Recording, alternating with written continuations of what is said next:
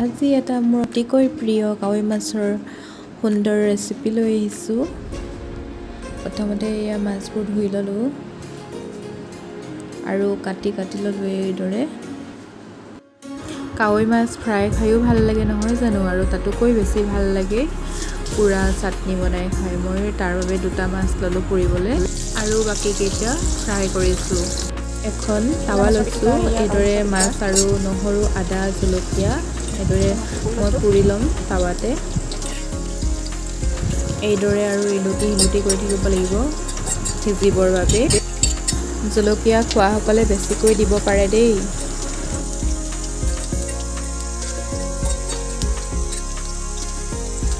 মই ইয়াতে অলপ নিমখ ছটিয়াই দিছোঁ সোনকালে সিজিবৰ বাবে।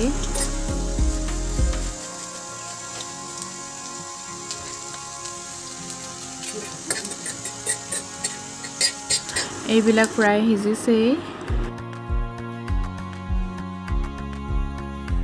আপোনালোকে বাৰু এইদৰে বনাই খায়নে কেতিয়াবা? এয়া হৈ গৈছে মাছ পুৰা, আৰু মই এতিয়া মিক্সি বাতি এটাত লৈ ল'ম।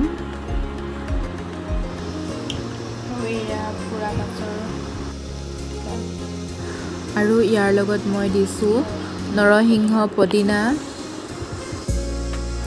মই এইখিনি মিক্সাৰত দি ল'ম এতিয়া। আৰু এয়া হৈ গৈছে, আৰু ইয়াতে মই এতিয়া মিঠাতেল দিছোঁ। নিমখ দিয়া নাছিলোঁ আগত, আৰু নেমু দিম, ইয়াতে নেমু চেপি দিম। আৰু এইদৰে পৰিৱেশন কৰি চাবচোন আপোনালোকেও কেনে পাই জনাব কমেণ্ট কৰি। যদিহে মোৰ চেনেলত নতুন হয় আপুনি লাইক ছাবস্ক্ৰাইব কৰি দিব। ধন্যবাদ দেই সকলোকে।